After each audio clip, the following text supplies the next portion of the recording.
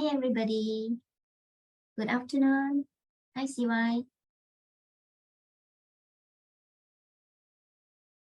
Hello, good afternoon. Hi, good I'm afternoon. just sorting out something. Give me a second. Good afternoon, everyone. Welcome to day one of our virtual school tours, or day two of the SEGi-WhyteHouse Early Years Conference. My name is CY.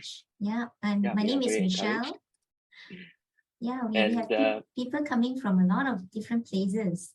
Thank you for tuning in. Yes, we do. Okay, so once again, welcome everybody. Thank you for tuning in early. We have participants who come in as early as 2 o'clock today. Thank you very much. Yes. I thought before we begin, I would just like to very, very quickly share with everybody how this conference came about. To many of you who have been with us since last year, you will know that SEGi University and Colleges and Whitehouse Education Group has partnered and came up with 12 free early years lecture series since September last year, actually. And throughout the last almost 12 months, we have produced 12 free episodes of the SEGi-WhyteHouse EY lecture series. And we thought, after our 12th episode, we want to do something big to commemorate the milestone. And that is where Mr. Jerry, Miss Caroline, myself and Miss Denise have came together and say, hey, why not let's organize an international conference? And this is how the SEGi-WhyteHouse Early Years International Conference came about. So we have done day one of our conference in Penang last Saturday. And today is Monday, where we will be starting our virtual school tours. So the virtual school tours will last for 5 days from today until Friday. And in this 1 week, we're going to take you to many, many countries, just like our EY lecture series. We're taking you to United Kingdom, New Zealand, Singapore, Australia, Jakarta. And of course, today we are starting from our home base in Malaysia. Yeah. And it is also during these virtual school tours that we will witness the practice and promotions of children's well-being, in these schools all around the world. Of course, at this point, I thought we should introduce ourselves. Michelle, maybe I'll pass over to Michelle to introduce herself. All right, my name is Michelle. I'm from SEGi University and Colleges, and I'm a lecturer. And CY? So hi everyone again. My name is CY. I talk like a commercial because I am the manager of group marketing and globalization from SEGi University and Colleges, and I'm also very privileged and honored to be one of the co-founders of the SEGi-WhyteHouse EY lecture series. And together with Michelle, we are your hosts this afternoon. Yes. Once again, right, to everybody who are here, please type in the comments box and let us know your name. And let us know where you're connecting from, because looking at the registration, by the way, this conference we have received over 500 registrations from all over the world. So please let us know where you're connecting from. A little bit of housekeeping, just like our EY lecture series, try not to unmute yourself throughout the presentation. Sometimes we hear baby crying and things like that. Interesting, but we also do our best to try to not disrupt the session. Minimize the disruption, yes. Yeah, but if you have questions, please feel free to unmute yourself. The more difficult the question, the better. I'm sorry, Chloe.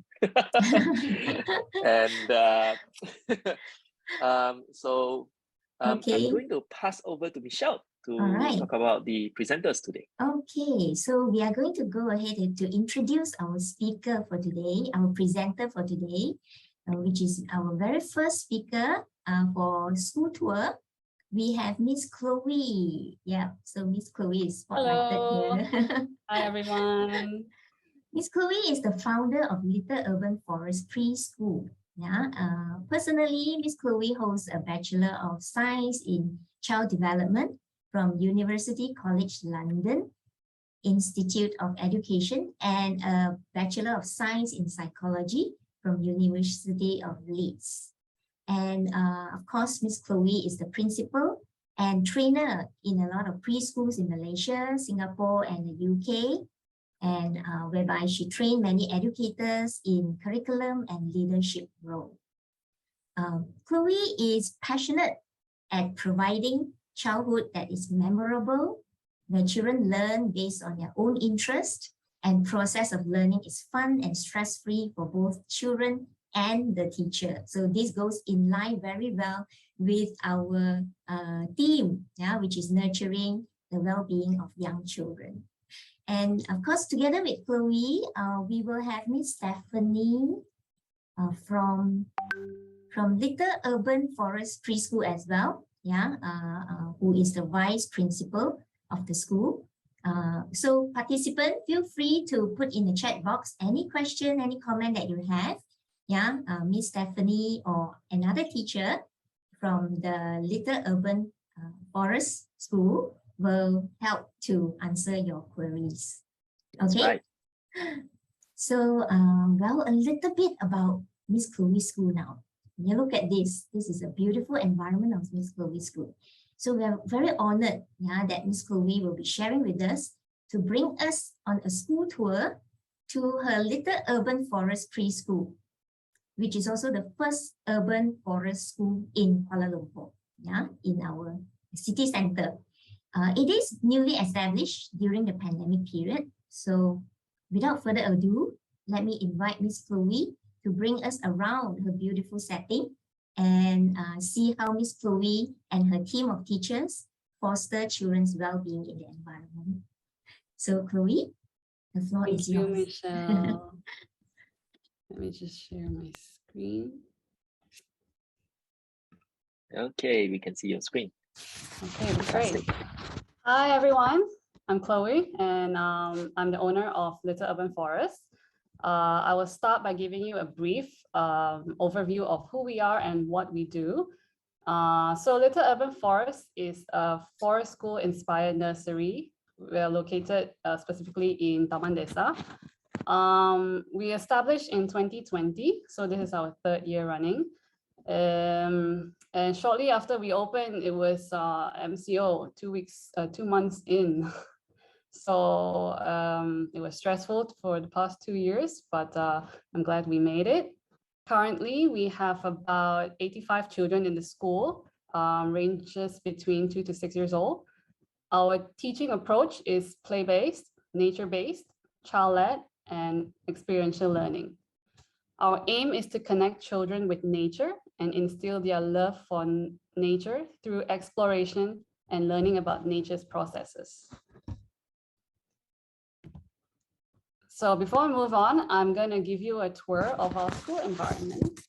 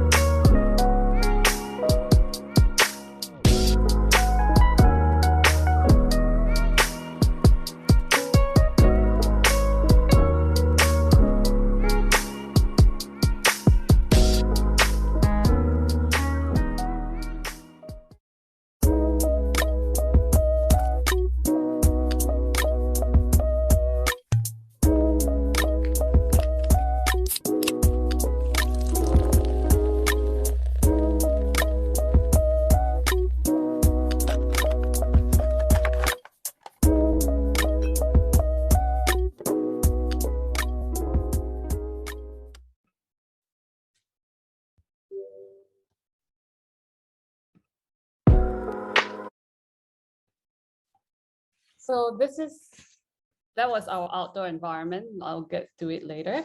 And this is our indoor classrooms. We try to incorporate a lot of natural elements and furniture in the classroom, even the decoration, and even materials that children use. We have a total of six classes in the school.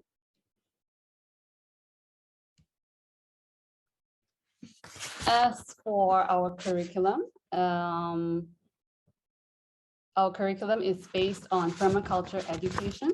So permaculture, basically what it is, it's a design system that creates resilient relationships between human beings and the natural world by mimicking the natural processes of the ecosystem. Basically, what we teach children is that everything is connected. We teach children that the animals, plants, insects, the environment, the weather, all of these, they all play different roles and how they contribute to the ecosystem and how everything works in a cycle. For example, if you look at this picture, you see the bird eats seeds, and then it produces organic matter, which gets transformed into organic fertilizer for the soil. The pool also may have seeds in it, which gets germinated into the soil. And then the birds also eat worms to control their population. You know, simple things like this, we show children that everything works together in a cycle. And how we do this is through nature exploration and nature play. We provide children with consistent opportunity to be close to nature to understand the processes. So we get children's hands in the dirt rather than be afraid of them. So permaculture is our core curriculum. Besides permaculture, we also teach academics like phonics, math, Bahasa, and Mandarin in school, but this is mostly to 5 and 6 years old to prepare them for primary 1. However, for 2 to 4s, they engage more in permaculture activities and play-based learning. So learning about nature. The 5 and 6, they do both permaculture and also academics.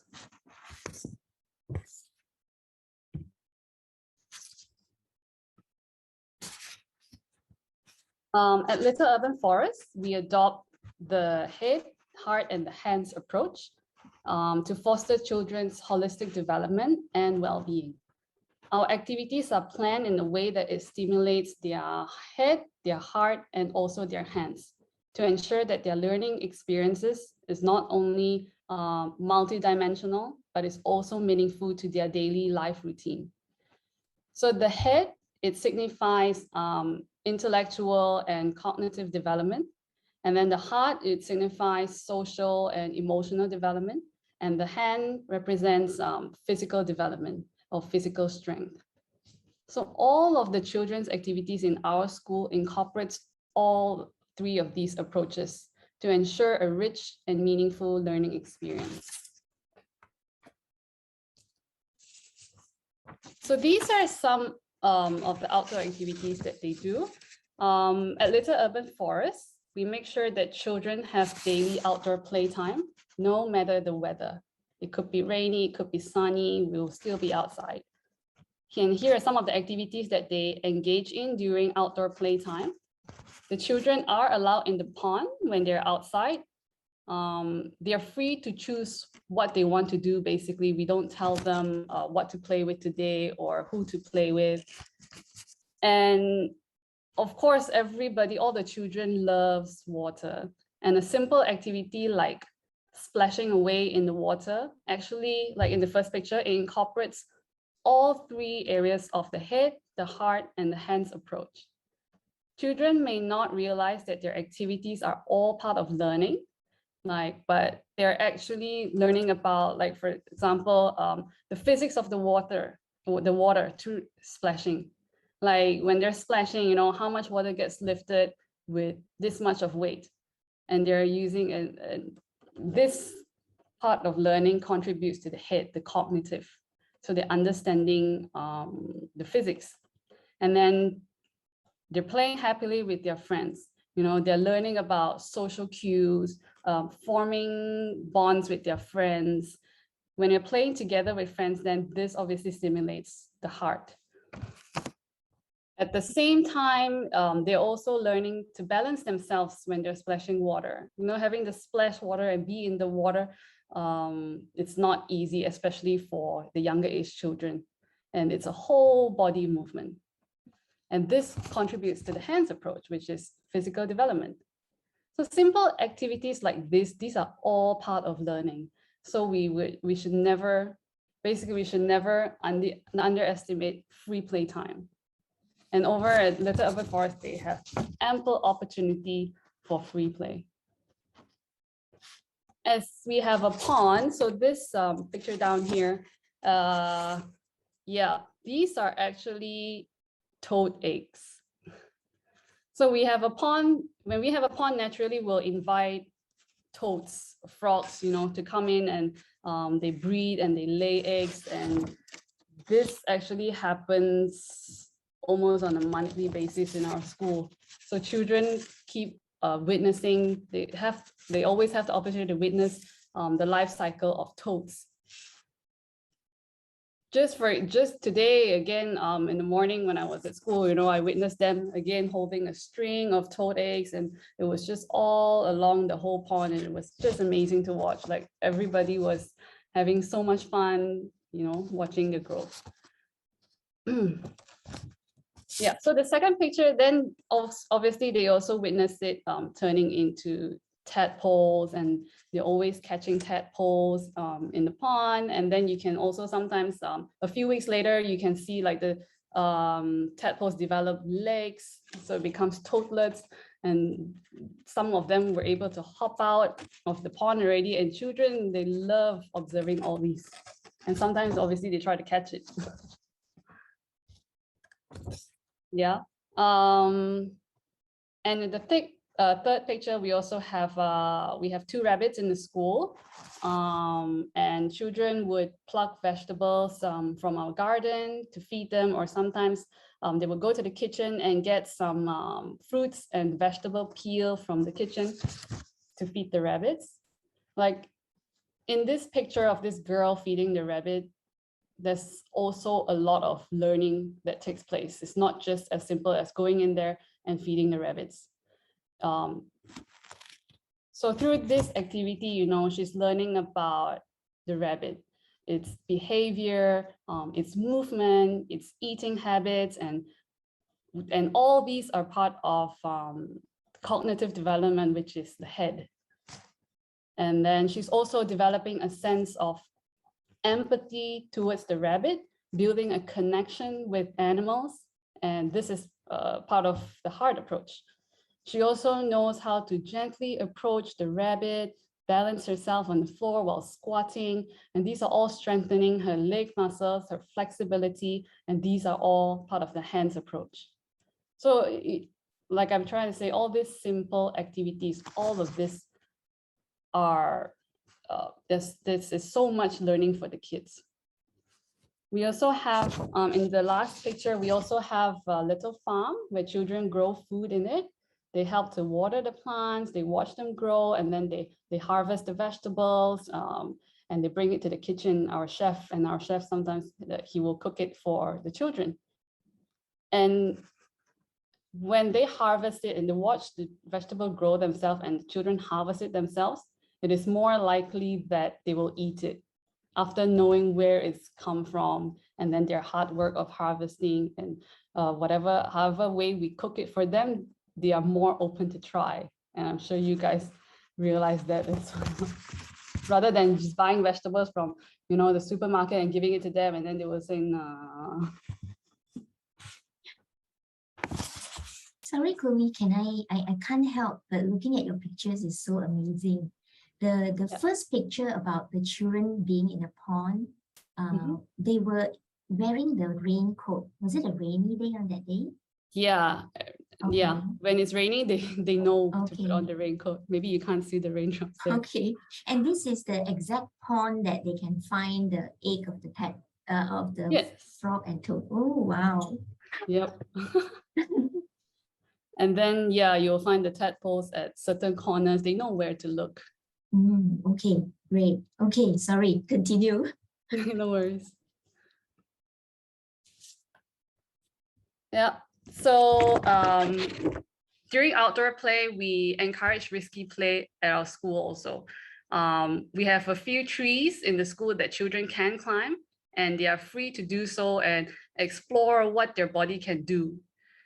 Tree climbing is actually a really good activity to help children understand their own physical strength, how far they can go. And it also helps them to build confidence, concentration, hand-eye coordination. You know, it also enhances mental strength and resilience.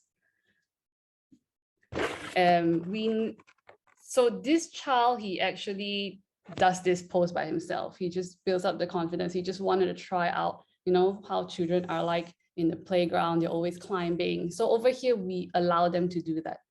We allow them to test it out. We allow them to understand, what their body can do, rather than telling them, oh, it's dangerous, you should stop, you might fall and you might hurt yourself. But if you never let them try out, how would they know that it's dangerous? How would they know? What if they say, no, actually, I can keep safe? You know, it's giving them the trust to be safe also. Usually the older children are the ones who will be climbing trees. And then the younger ones will, at first they will observe. And then sometimes we will encourage them to try, but then we never force them if they're not ready. And then after like few days or few weeks of observing the older kids climb, once they've developed enough courage and confidence to try, then we'll cheer them on. Yeah.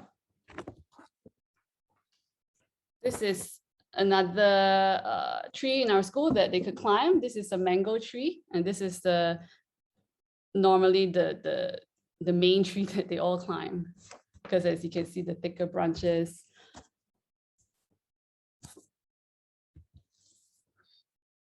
Yeah, so on rainy days, we still go out. It never stops us. We just put on our raincoats and we head out. Yeah, because on rainy days, like it provides a different side of the garden to children. Some parts of the garden, it gets a little flooded, or it became an opportunity for them to jump in the wet puddle. Some of them would just stand under the rain for half an hour just to feel the rain falling and dripping on their raincoats. You would just see them just stunned, and you think that, oh, maybe they don't know what to play, but actually no, they're enjoying themselves. They love it, like hearing the raindrops on their head. And playing under the rain has so many benefits for children. Let me just show you this.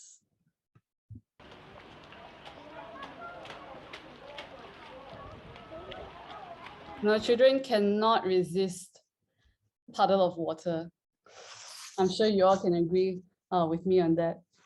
So coming back to the head, heart, and hands approach, a rainy day provides different sensory experiences for the children in terms of, let's say, the sound of the rain, the smell of the garden, the smell of the rain, and also sight.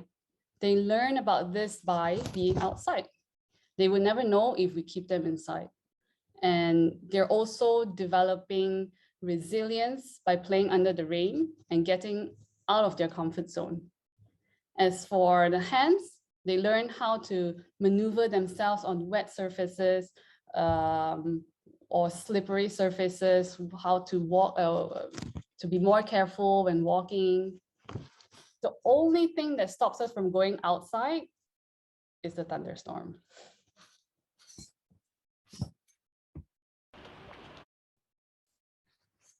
Yeah, so at Little Urban Forest, we also conduct weekly survival skills class.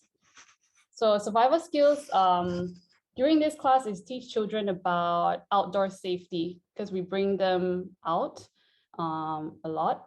The aim is to create awareness of their surrounding and how to be vigilant of where they are, how to be safe when they're outdoor. They are taught about fire safety, water safety, how to build a shelter, and many more of these survival skills activities. And this activity is conducted by Mr. Amos. He is our outdoor consultant, and he works closely with the children. This is an activity set up by Mr. Amos at school as part of the survival skills activity.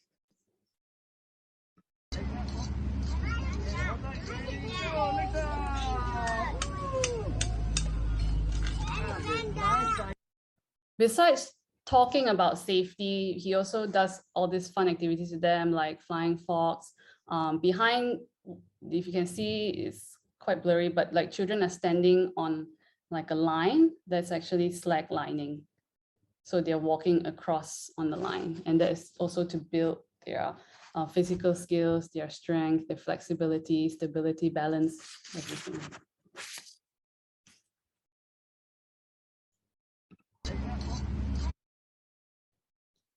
So this is, besides being outdoor, we also have indoor time.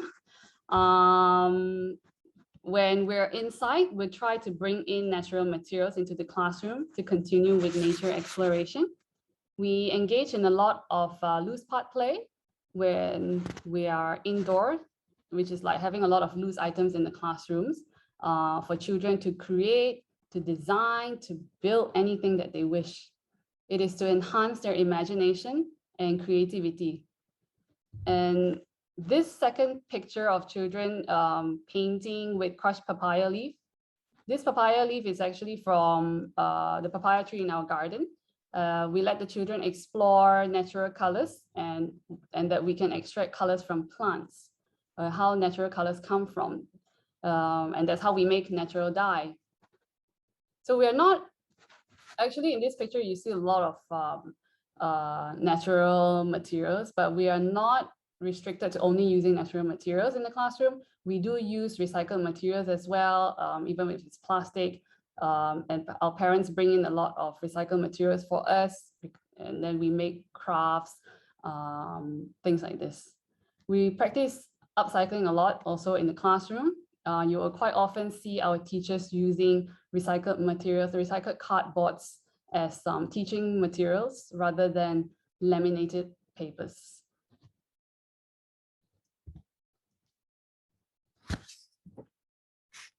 Besides being in school, we also take the children out on excursions because we can only provide so much for the children in school. Therefore, we want to take them out to expose them to what is more beyond the school compound. So each class goes out twice a month. And we try to take them to natural settings like forests, parks, hiking trails. For this one, in this picture, this is located at a park which connects to the forest.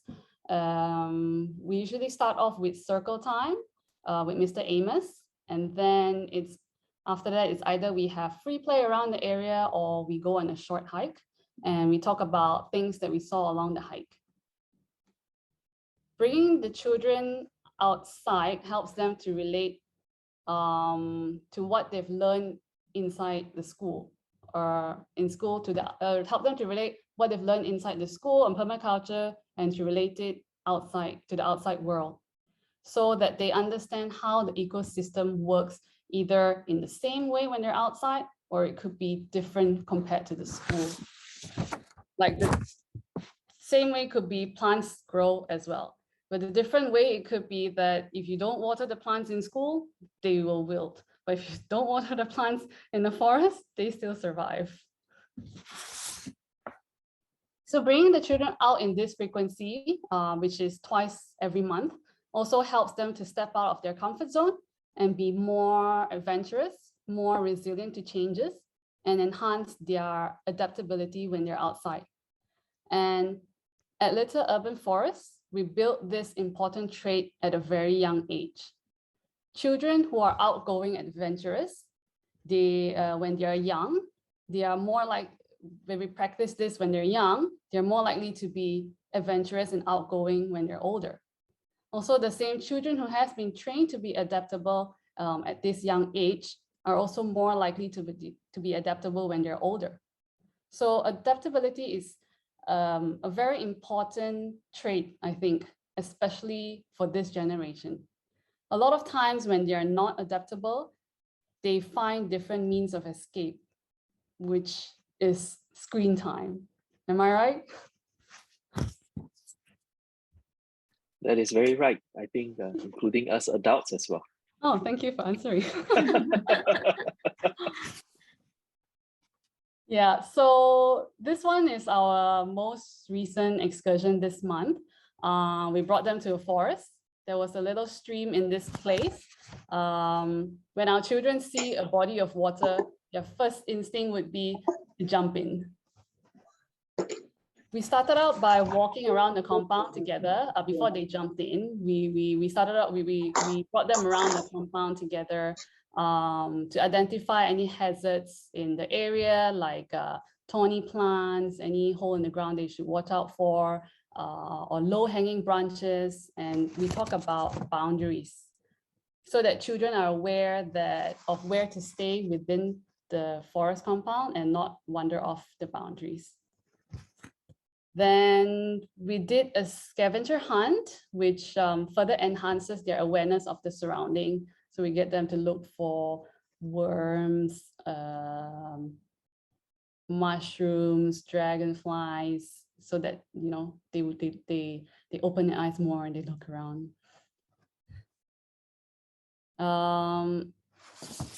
Yeah. So after they are free, after they've had this session, then yeah, we usually let them have free play, discover the area a bit more. If they want to go into the water, they're fine.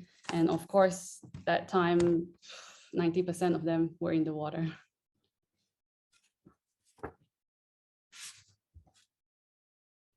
This one was another group that went to the same place, but it was raining that day. However, like I say, the rain really never stops us. We just put on our raincoats and we went ahead with the excursions. And this time, this was their first time being outside under the rain. Because when they're in school, they have a choice whether they want to play under the rain, or if they don't want, they can be in the shelter. But when they're outside, obviously they all just have to make it out, put on their raincoats, and yeah, we went ahead. So it was a different kind of experience for them.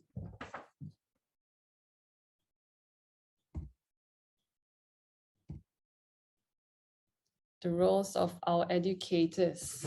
Yeah. So our educators in Little Urban Forest, they play 3 roles. The first one is as a facilitator. So we facilitate children's learning. We do not instruct them or direct the children on what they should do, but we facilitate and we support them in their learning and their development. The educators will present opportunities for activities and observe children's possible interests. We value their process of learning more than the results, and we also encourage them to solve their own problems and social conflicts rather than intervening all the time or too quickly. So like I always tell my teachers when they see a little squabble between children, snatching, and it's a very common thing that happens in preschools. And I always tell them, don't solve their problems so fast, always just maybe observe them and then give them the opportunity to solve it themselves. And when we give them the opportunity to solve it themselves, you can see amazing things happening. You can see negotiation going on. There was one time I witnessed these 2 children. They're only 2 years old, very, very young, and they were snatching for the same toy. And then the first instinct was they look at the teacher, but then the teacher the teacher just looked at them from the side just to make sure that they are safe, but she didn't intervene immediately. And after like few minutes of them snatching here back and forth, you can see one of them went and get another toy and offered it to the friend. So it's really amazing. Like when we give them the opportunity to solve social conflicts, even for 2 years old, as young as 2 years old, you can see them actually trying to solve it themselves. So this is what we mean of, yeah, we try and support them, but not telling them what to do so immediately. Besides that, we also observe their learning and play. Once the children are absorbed in their play, the educators, they step back and they give them space and opportunity to play and explore with minimal interference. This gives the educators a chance to observe and also determine children's interests, their interaction, and identify learning patterns in order to reinforce future learning. So we play together with them, like to get their interests. Because when the adults are there, normally the children are more likely to, they find activities more interesting if the adult joins them. But if they're engaged already with a few of their friends, then we know that's the cue, maybe just to step back and observe them. We are also, the educators at Little Urban Forest, we are also mutual learners. So our educators discover, we get dirty, we celebrate, and we learn together with the children to boost their confidence, their self-esteem, and motivation to learn.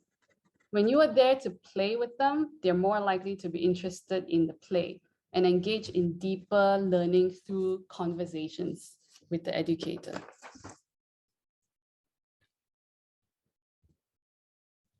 Okay, that's all I have for today. Thank you very much. Do you guys have any questions? Sorry to interrupt. My name is Marja and I'm from Excursions Children's Center Cyberjaya.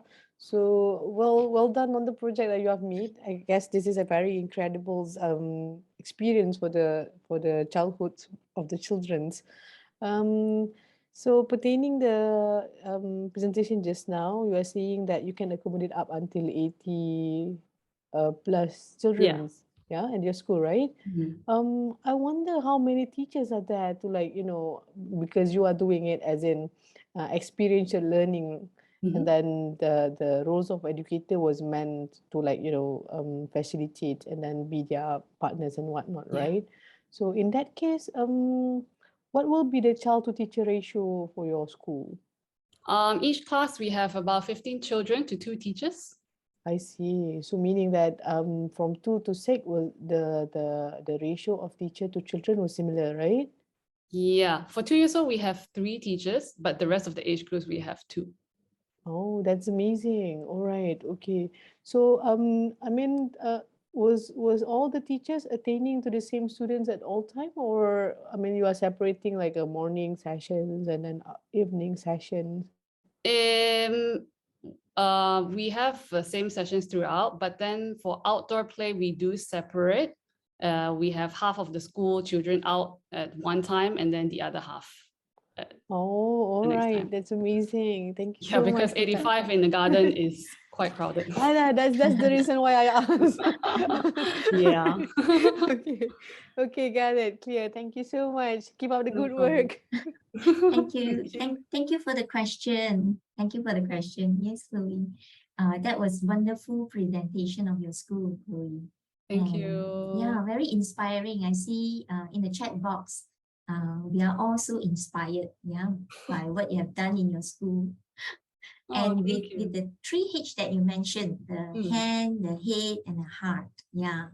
So it all well connected with the holistic development of the children, right? Yeah. I just to be like tying in back with the theme of this conference, how would you comment on what you have done in your school? How would it connect with your effort in nurturing the well-being of the children? Because like all the activities encompasses all parts of learning. And I think because well-being is a very, it's about their development, whether they know how to keep safe, whether they are healthy, their immune system. So whatever they do, being outdoors, because having the freedom to choose what they want to play outside, it's already covers a lot of their part of their well-being, learning how to be safe. So our teachers are always asking them questions like, are you keeping safe when you're outside? Whatever you're doing, are you keeping safe? And then the children will start to think for themselves, oh, where I'm going, is it safe? Or what I'm doing with my friends.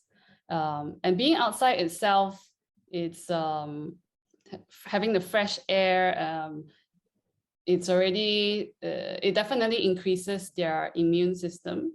And then also playing outside under the rain, it strengthens their body. Yeah, and then their resilience also, because they're always, things are not to say, I mean, they're always facing like changes in school. We bring them out, and then sometimes things are, depends on what we have in the school that day. Like I said, sometimes we have toads, sometimes we can see butterflies, we can see dragonflies, you know, they are more accepting of their surrounding. Yeah. So it's kind of like the unpredictable nature, right? Unpredictability of nature. Yeah, every day, like it's a different day. Although they're in school, but they don't know what's outside. Yeah. And then they see different things, and they play with different things, and they create different things. And I guess this sort of tie back to the part where Miss Chloe mentioned that, you know, the children from little urban forests are trained very early to adapt to the different circumstances, the environment and things like that, right? Yeah, we could actually see the difference because to be honest, our outdoor excursions, we only get to resume it this year during once MCO has lifted. We actually only started about 2 months ago. And then the first one, when they went out, you can tell they're not so comfortable. And then we went on a hike. They were like, oh, it's so hot and it's so tiring. But then you can actually see slow progression of improvement, that they are slowly accepting this. And it is going to be hot outside. It's going to be tiring. It's going to be sticky, but I'm having fun. Yeah, and I think on this note, I would like to divert our attention to one of the questions asked by our participant, Melanie B. She said, how do you convince the parents on playing outdoors benefit the children? Do you have to train the parents as well? Yeah, definitely. We do that when they come into the school, like during our school tours, when they inquire about our schools, we give them a heads up. Yeah, that we play outside all the time. You know, we do the basic necessary, like we do put on sunblocks for the children, mosquito repellent. However, you know, being outside, there might be falls and cuts, minor cuts and bruises. That we get them to understand what they're signing up to first. Before, and I guess sorry. Sorry. Yes, Jana. Yeah, I'm Miss Jana. I'm teaching in SEGi now. Next semester, I'll be teaching the course wellness. So it's very exciting for me to be in this conference, hearing all this talk about wellness and importance to the children and so on. I just would like to bring up the attention to a question by Sarah Heron.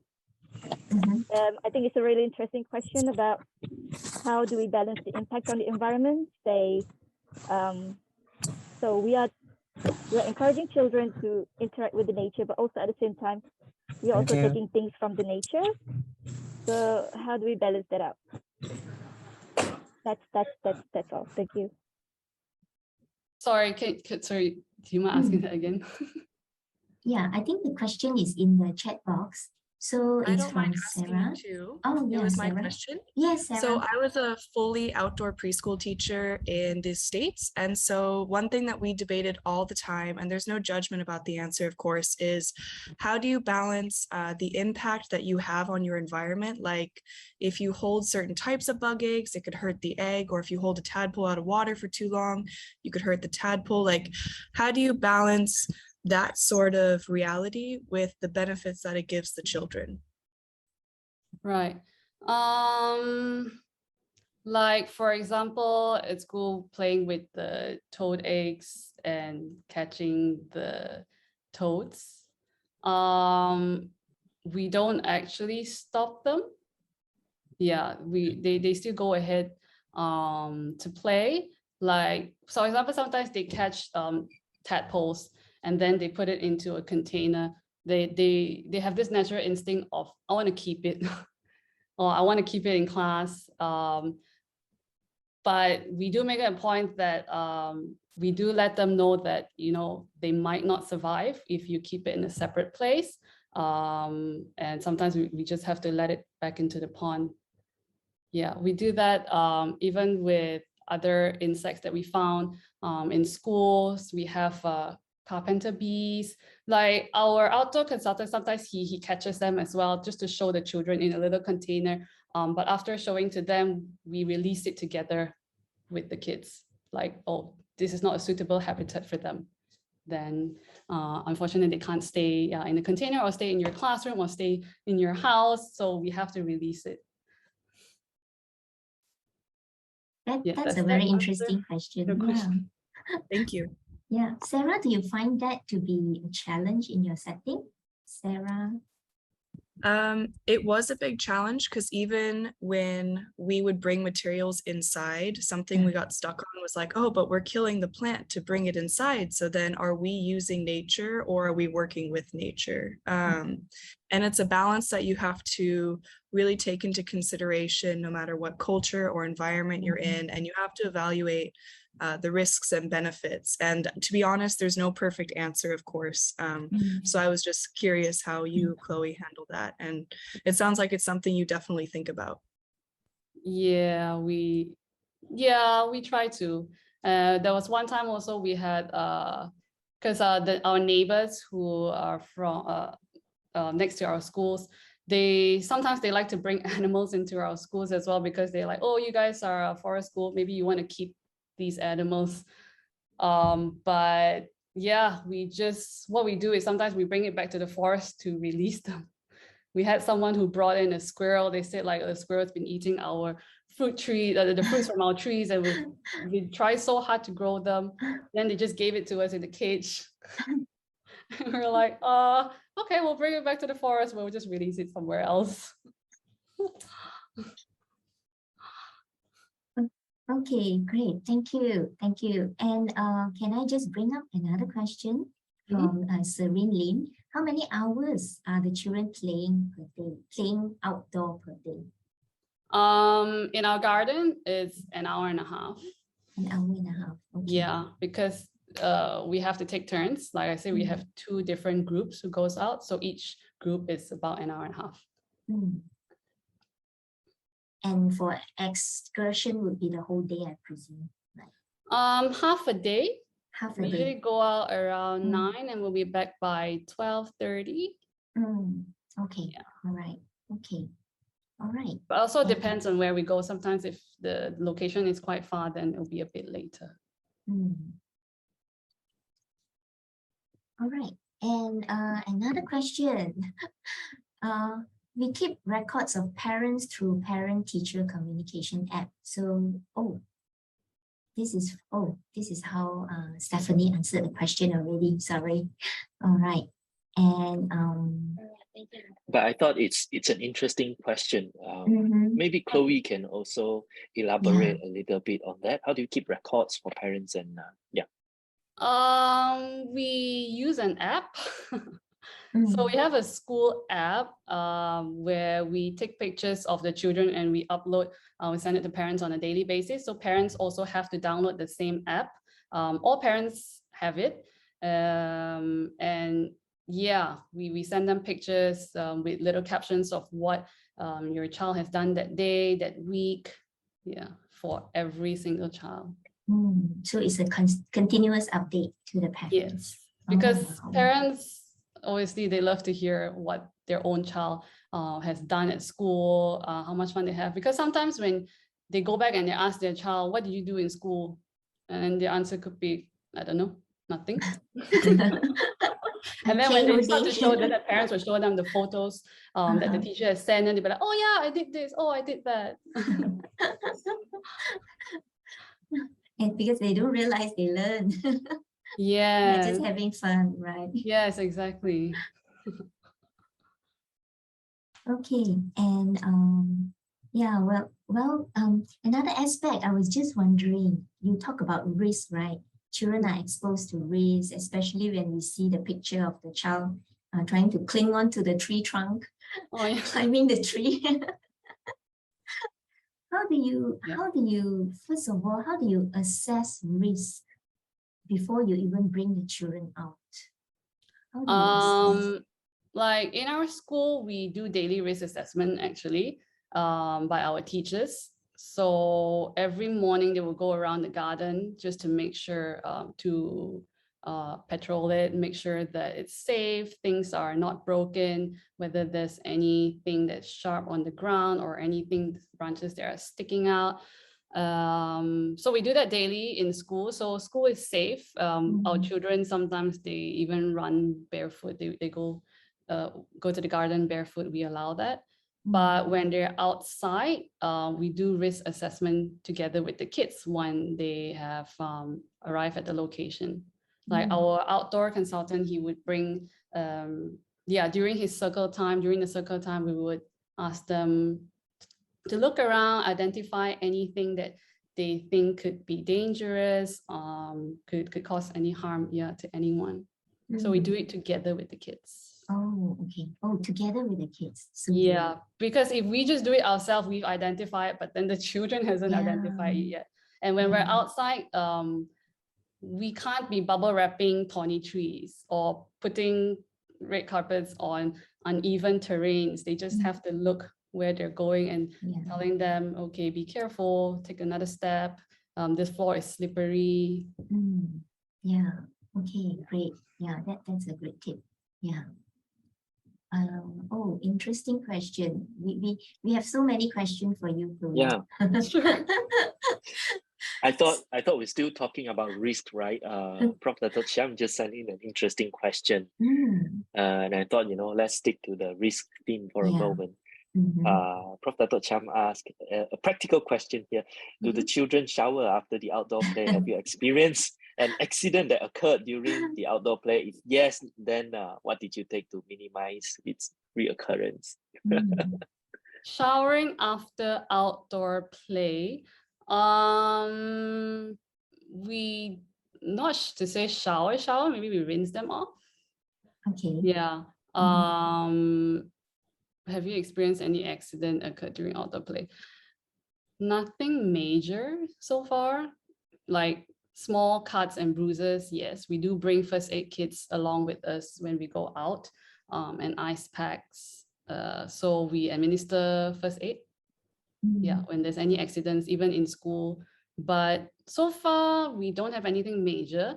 And I guess because when we go out, we are also separated into two groups, just like outdoor playtime in our inside the school. We don't bring all 85 of them out at the same time.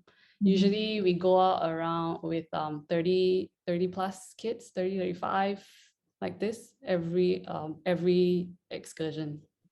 So yeah, it's smaller groups, so we pay more attention to them.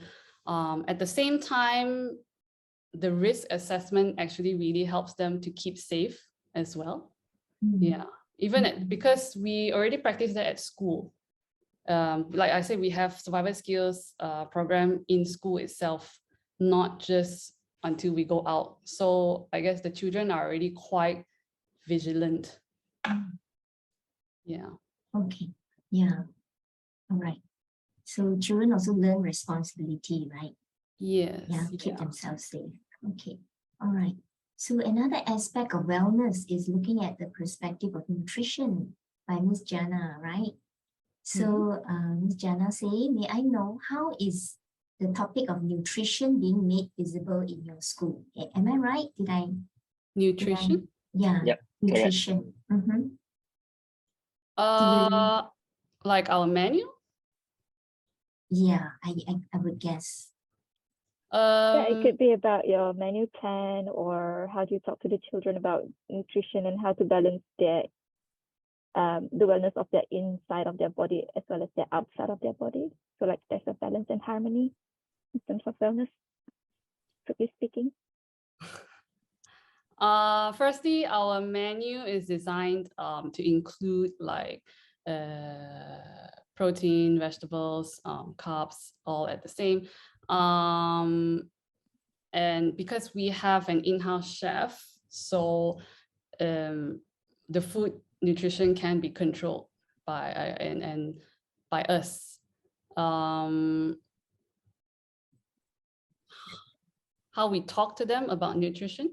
Usually we encourage them to eat what we serve in school, because like our menu is already pre-planned, and then it's already incorporated all this nutritional values in it. So yeah, we just encourage them to eat. Yeah, and whatever you have it in your garden, right, Chloe? Yes. Our farm is not that big. So sometimes when they harvest, it's like maybe 3 brinjals. It's not like enough for everyone, but yeah, it's at least something for them to try. At least they know like where food comes from.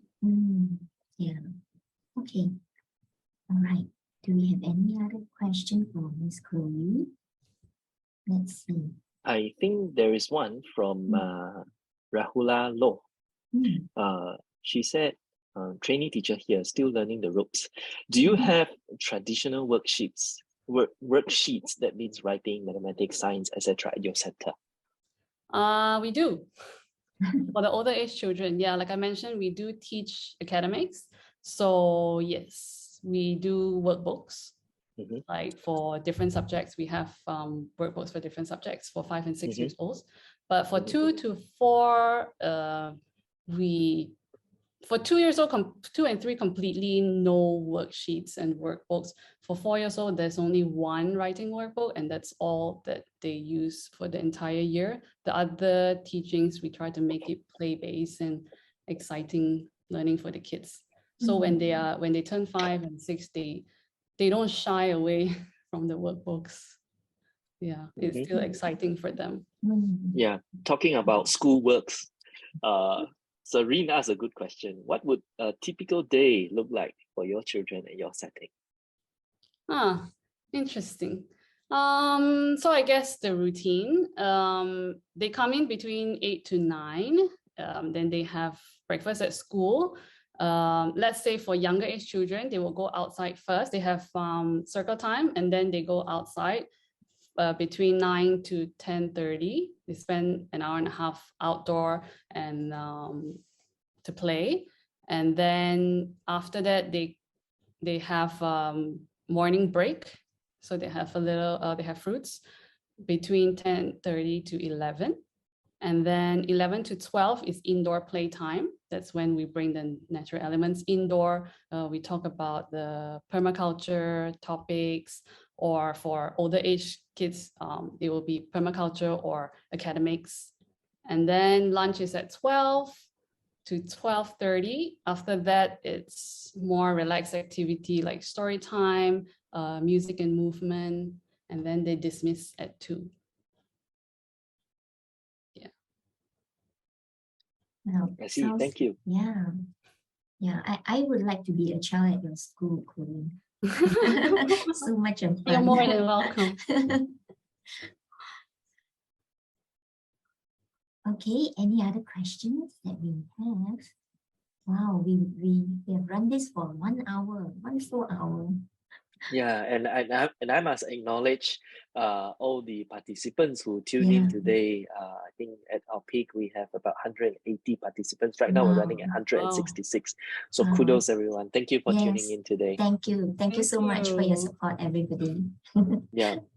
Okay. Um, All right. I I think think we have there's one last question, right? yeah. Hmm. Michelle, why not Oh, you okay. pick one? All right. There are two. Is there a maximum capacity number of students at your center? If yes, is there a long waiting list? Yeah, definitely there is a maximum capacity because our maximum capacity is 90. Oh, okay. Yeah. Wow, we're almost full already. Yes. Is Mm. there a long waiting list? Yeah, actually we do. Yeah, we do. Because we can only take in, like I say, maximum of 85. And each class we only have we can only take 15 children. Oh, So okay. unfortunately, yeah, we are Wow. full kind of. All right. And is there do you have a specific theme every month for children to explore? Yeah, we do. Like I mentioned, the theme is based on permaculture. So for example, this month could be on plants, planting, growing your own food, and then depends on how heavy this topic is. Like let's say planting is actually, you can't just finish it in 1 month. So we have that going on for like 3 months. And then we have things like learning about farm animals, their benefits, what do they do to the environment. For example, worms, farm animals, sorry, chickens, they lay eggs, and then we eat the chicken, or they have to fertilize the soil, you know, all these little things that they're contributing to the environment. Yeah, so we do have themes. Okay, all right. Okay, I think we have to ask one more question, Chloe. One more question, Okay. which is, how did you design the setting? This is from Suhaira. So I have like a few things that I want to have in school. Honestly, I didn't design it myself, but I have a few things like I want, for example, water play, a hobbit house. That's the one at the sand play area. A farm, an animal hub, all these. And then I work together with an architect. Okay. Yeah. All right. Absolutely a beautiful setting. Thank you. Okay, so I guess that's all for the questions. Thank you, Chloe. Thank you so much, for Thank you very much. bringing us along to your school on the tour. We have received so many nice and positive comment in the chat box. Thank you so much. You are very inspiring. Thank you. I think like actually forest school it's not hard to have. It's not hard to have in Malaysia, like because we have all the beautiful things. We have all the animals. We start a little farm and then you're inviting all the animals already. Just have, I think a lot of schools are capable of doing what we do. It is not just for us, and we are not saying that this is only our idea. And obviously definitely love to see all the other schools adopting more nature play, more free play, outdoor play with the kids, and you will see amazing things with them. Amazing learning experience from the children. Because when we first started also, I wasn't sure where this was going to go because we were the first one. And sometimes some parents ask questions like, oh, is it safe? Is it beneficial? You know, like, I think at first it was a bit scary, but after a while, when you see all the benefits playing in, and you know that, yeah, this is actually a great opportunity for kids. We should all take advantage of our what we have here in Malaysia. Basically, what we have, we're just bringing them out, showing them the outside world, giving them the opportunity to play outside. It's not something I didn't do any anything that requires that other people cannot do. You know what I mean? But yeah, just giving them the definitely... opportunity, I guess, and trusting them when they're having free play. It's a really amazing thing, especially for young children. Yes, yeah. But it is such an eye-opener to see a forest school right in the city center like our Kuala Lumpur. And it's definitely a very bold step. Yeah, I'm sure it takes a lot of your brain cracking and a lot of hard work in even planning such setting. Yeah, but having said that, I love to see more forest school out there. It's not just us who can do it, everybody can. See, wow. Okay, great. This is a very great takeaway for our participant today. Yeah, thank you, Chloe. Yeah. Thank you so much. Thank you so much, Chloe, for your sharing. And I think just to echo what Chloe have said, I think when it comes to nature-based learning, we may not be able to do as much as what Chloe did, but everybody can start somewhere. And I think that is something that one of our co-founders of the SEGi-WhyteHouse Early Years International Conference, Mr. Jerry, always like to say, we all have to start somewhere. And the purpose of us organizing this is also to share good practices and to share some ideas, so that we can all move forward in this industry. So thank you very much, Chloe, for joining us today. No problem. Thank you for having me. Thank you, Chloe. Thank you to all our participants also. Thank you to all your questions. Okay, next up, so before we end today, there are two things that we need to talk about. First is the e-certificate. So like all of our lecture series, everybody will receive an e-certificate for attending this conference. So the link to claim your certificate is bit.ly/EY conference. I repeat, bit.ly/EY conference. So when you log on to this link, you'll be able to input your name and your details. Your certificate will be sent to you within 2 weeks, hopefully. Yeah, if not, the longest it will take is 3 weeks, to be sent to you. So that's the e-certificate. And of course, we need to talk about what will happen tomorrow. There are two sessions going on tomorrow. First is at 5 o'clock. We are visiting a setting in London called Apples and Honey Nightingale at 5 p.m. And then at 8 o'clock, and at 8 o'clock, we are going for a presentation by University of Greenwich on the topic of supporting well-being, emotional and cultural perspective. And to all of you who are here today, if you haven't already done so, remember to register and the link will be sent to you. If not, you can also copy and save the link that I just sent in the comments box right now to access the sessions. Again, each of these sessions will have a different link. So make sure you save the links and join us on time. Michelle, any other things to add on? So just a question, device. That means the link will be applied to both the presentation tomorrow? Yes. Okay, same link, huh? Okay, all right. Yeah, different. It's a different link. So tomorrow there are two links. There's a link for 5 o'clock and there's a link for 8 o'clock. All right, so there'll be two different links. Okay. Yes, correct. All right. Okay, so that is going to be tomorrow, Tuesday, right? So the day after tomorrow will be Wednesday, which will be on the 17th of August. Mark it down in your calendar, 11 a.m. We are going to have another virtual school tour, and this will be in New Zealand. We are flying off to New Zealand to the learning space, Eden Terrace, New Zealand. So that's going to be on Wednesday. Yep, that's right. So you can see on the screen all the things that's happening. On Thursday, we are going on a virtual playground tour in Australia, where we are going to see all ability playgrounds, all abilities playgrounds in Australia. Yes, something very, very interesting. And Yep. on Friday, which is the last two tours, Friday, 19th of August, 11 a.m., a virtual school tour in Hay Schools, Jakarta. That's in 11 a.m.